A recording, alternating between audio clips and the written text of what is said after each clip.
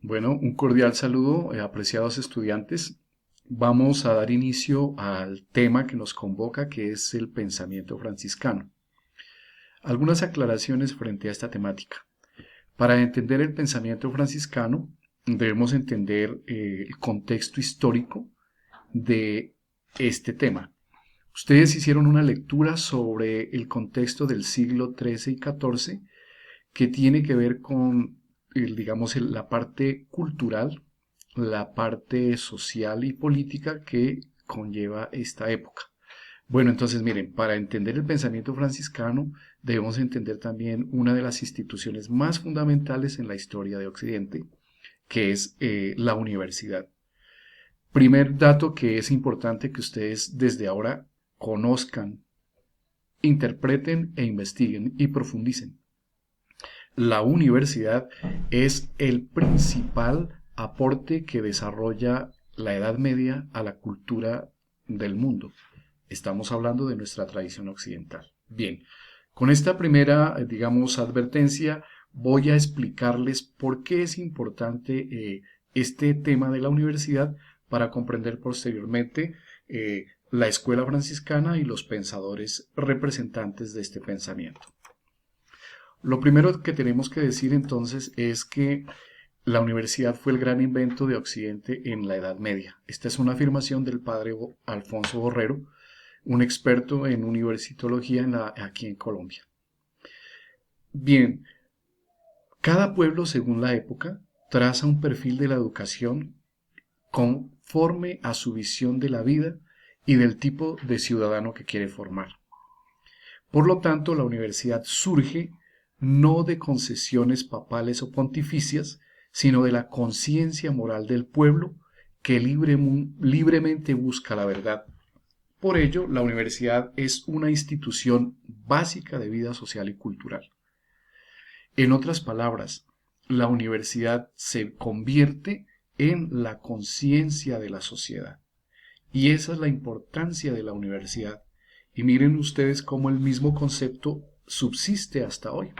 Hoy nosotros estamos en la Universidad de San Buenaventura, pero el concepto de la universitas es un concepto de más de 800 años, 900 o 1000 años podríamos decir.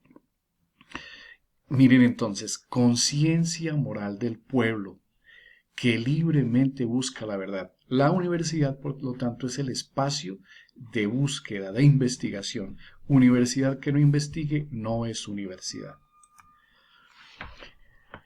¿Por qué es importante este tema? Porque la universidad tiene como trasfondo un invento también de la Iglesia Católica que es la escuela, la escola, y es la pieza central de la formación que tenía la Iglesia y tiene dos objetivos fundamentales. Uno, elevar la formación intelectual del clero y lo otro, recuperar la cultura clásica para una mejor sistematización de la cultura cristiana. Explico. Dado que los sacerdotes tenían que formarse para poder evangelizar de una manera mucho más profunda supuestas las herejías, las malas interpretaciones del mensaje cristiano en la época, era importante que se prepararan intelectual y académicamente los clérigos. Y segundo, la universidad recupera y es transmisora de la cultura clásica, es decir, de todo el pensamiento griego, básicamente Aristóteles y Platón, y recuperar pues toda la tradición árabe, también el tema de las matemáticas y todo el tema de la astrología, de la astronomía y toda una serie de elementos que van a conformar posteriormente el método científico y la incipiente ciencia en la Edad Media y posterior Edad Moderna. Por esta razón, la escuela católica es el centro donde se elabora y se transmite una concepción específica del mundo, del hombre y de la historia. Recuerden ustedes que estamos en la tradición católica, en la tradición cristiana, y por lo tanto todo se mira desde la visión cristológica y teológica. Cristo es el fundamento y por lo tanto es la imagen del hombre perfecto en el cual todos los valores humanos encuentran su realización. Este es básicamente el mensaje que transmite la Iglesia y para lo cual necesita un clero formado intelectualmente. Es la época en que básicamente se forman las tres profesiones clásicas: el sacerdote que cura las almas, el médico que se dedica a cuidar la salud y el jurista encargado de las relaciones entre la sociedad y está, digamos, enfocado en el buen gobierno. El origen de la Universidad Católica tiene un trasfondo antiquísimo, pero básicamente podríamos encontrarlo en la Escuela Palatina hacia el 782 con rasgos de universidad. Este es un centro intelectual del Renacimiento carolingio, fundado por el emperador Carlomagno en el Palacio de Aquisgrán y dirigido por el monje Alcuino de York. El emperador Carlomagno tenía la intención de una formación para su pueblo y por lo tanto busca una especie de ministro de educación que es el monje Aquino, quien propone todo un proceso de profundización en la escuela, en la famosa escola. En este caso la escuela palatina está en el monte Palatino y por eso su nombre. Posteriormente esta escuela sigue evolucionando hacia las escuelas monásticas, escuelas episcopales o también, digamos, podríamos hablar de las escuelas de la iglesia. Monástico porque está en los monasterios, episcopales en unas sedes que generaba el obispo y también las escuelas catedralicias. ¿Qué se enseñaba hacia el siglo VIII en estas escuelas? Habían, digamos, dos currículums, el trivium y el quadrivium. Trivium son tres artes menores o artes ceremoniales y son la gramática, la retórica y la dialéctica. Y el quadrivium son cuatro artes mayores o artes reales, son la aritmética, la astronomía, la música y la geometría. ¿Cuáles fueron los factores que dieron origen a la universidad? Primero, la efervescencia intelectual de la época unido a la prosperidad civil y económica. Recuerden ustedes que estamos en el auge de la burguesía y la efervescencia intelectual se debe a que los burgueses necesitan también educarse y tienen nuevas ideas, han dado origen al comercio y por lo tanto es una época de efervescencia. Ampliar y universalizar las antiguas escuelas monásticas y episcopales para enseñar la filosofía de Aristóteles, el derecho romano, la medicina, la astronomía, la historia natural de los árabes. Y el nuevo método escolástico racional y científico. La necesidad de unir fuerzas para defender derechos y privilegios de esta nueva clase burguesa. Estos son los elementos claves en el trasfondo histórico. Pero hay dos elementos fundamentales. Uno es que es la época de los gremios, por lo tanto hay dos gremios claves en el surgimiento de la universidad, el gremio de los maestros y el gremio de los estudiantes.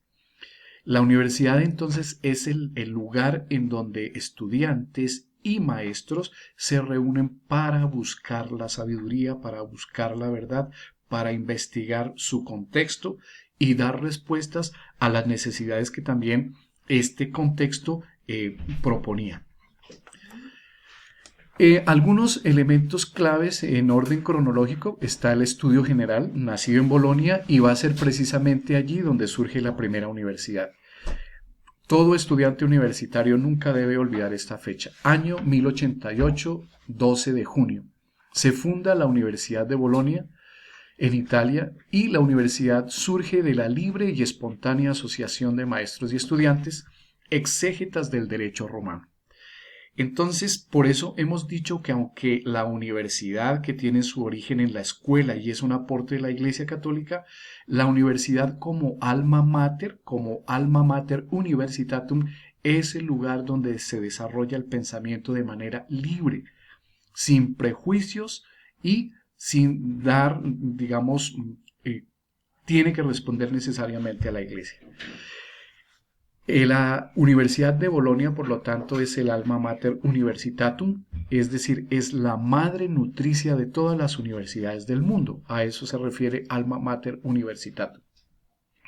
Posteriormente, el emperador Federico I Barbarroja otorga su protección especial a las escuelas de derecho en la ciudad mediante la Constitución Hábita en 1155.